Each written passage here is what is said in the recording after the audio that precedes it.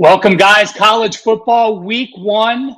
There's no better time in football. Yes, I know the NFL is a little more exciting starting next week, but I'll tell you what, true fans in college football, nothing beats the sport. We're going to start off with the Ohio State Buckeyes traveling to Indiana.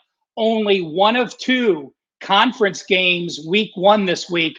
There was a CUSA game last week in week 0, with Jacksonville State knocking off UTEP, the home team winning. Ohio State, a 30-point favorite, a total of 60. Now, there's a big difference, this game being played week one than later in the year. I wouldn't want to be playing on Indiana later in the year, but week one, this is more of a fade against Ohio State. Let's remember the quarterbacks that have played in this program recently.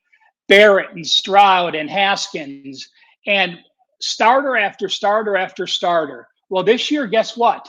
It's a 2-quarterback system in this game, and it may be a 2-quarterback system for Youngstown State and Western Kentucky. Ryan Day has said by the time they travel to Notre Dame on September the 23rd, he wants an established starter. So let's remember the new rules in college football. The clock does not stop after first downs. Let's also remember this. Ohio State, I believe, will be very methodical. When you have a young quarterback, let alone 2 young quarterbacks, you're going to let that clock run down. You're going to make sure your players are in position. Your coaches are going to make sure you have the right play calls. I think the clock is going to move fast in the first half.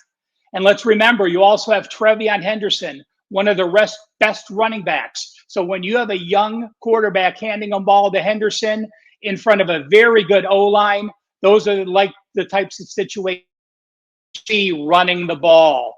On Indiana's side, they're a team that went 4-8 last year. Allen is in his 7th year now, so his systems are established. And while he had 13 returning starters, they still underachieved last season. Now they, of course, are going to a backup quarterback, their number 2 quarterback from last year, to take over the team this year. They're also without their top running back. They have their top returner back, but on defense, they're missing 7 of their last 10 starters. So again, if this game were later in the season, I clearly would be favoring Ohio State. In this situation, I think Ohio State gets off to a slow start. The Hoosier fan base will be excited, but yes, there will be a lot of Ohio State fans here. With a total of 30 in the full game, the line in the first half is 17.5 and a total of 31.5. I look at the situation and I think it's going to be a low-scoring game. Ohio State needs 3 touchdowns plus to cover 17.5. That's if Indiana doesn't score.